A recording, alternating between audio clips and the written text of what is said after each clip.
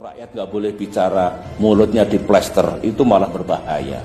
Poin saya, janganlah pemerintah ini alergi, cepat marah, kemudian tidak boleh ada warga negara yang melakukan kritik atau berbicara yang tidak menyenangkan kepada pemerintah atau kepada pemimpin kita. Sekaligus dalam hal ini kepada Pak Luhut Panjaitan, sahabat saya juga, mungkin harus mengurangi pemerintah ini mengeluarkan statement yang nadanya ancaman, ya. Tidak baiklah. Ya memang pemerintah punya kekuasaan, Pak Jokowi punya kekuasaan, tetapi kekuasaan ini kan bukan untuk menakut-nakuti rakyat, untuk mengancam siapapun. Kalau misalkan pemerintah ingin menyampaikan, sampaikan dengan baik. Sangat bisa ditempuh cara-cara seperti itu. Jadi pesan saya adalah, atau harapan lah ya, kalau pesan dikira nanti berlebihan, harapan saya rakyat punya hak untuk menyampaikan kritik pandangannya, ketidaksukaannya kepada negara. Pemimpin itu kalau mendengar rakyatnya tidak suka, kadang-kadang perlu itu untuk introspeksi gitu ya. Jadi sekali lagi harapan saya, kalau saudara-saudara saya rakyat Indonesia yang menyampaikan kritik, ya kritik yang proporsional. Kalau statement yang seperti pemerintah berbohong tentu harus disertai bukti. Tapi silakan gunakan untuk kepentingan bangsa kita.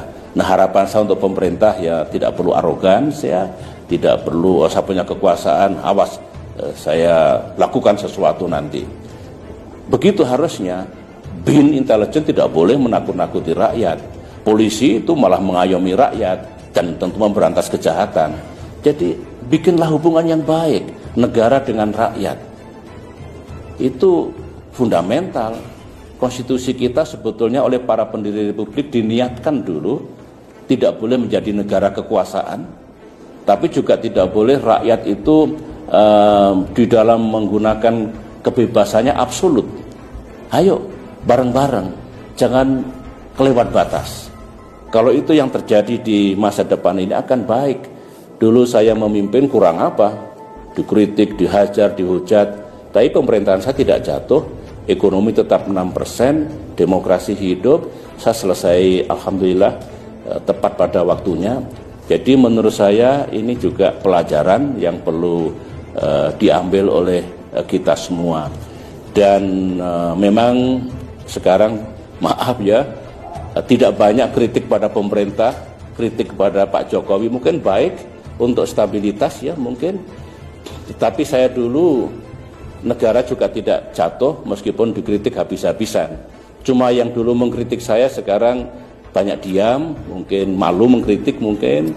Tapi tidak apa-apa kok, asalkan ada takarannya. Ada takarannya, tidak kelewat batas dan jangan fitnah. Tidak boleh menfitnah presiden. Tidak boleh. Tetapi penguasa tidak boleh sangat arogan dan niatnya untuk melakukan pembungkaman terhadap rakyat yang ingin menyampaikan pandangannya. Bawa ajalah ke suasana kekeluargaan gitu. Meskipun hukum ditegakkan kalau sudah kelewat batas. Kalau sudah fitnah ya harus kita gunakan. Saya juga begitu dulu. Dikritik 1000 kali, dihujat ribuan kali. Saya masih sabar, tapi kalau fitnah mesti saya bawa ke ranah hukum. Terima kasih. Saya kira begitu dulu ya.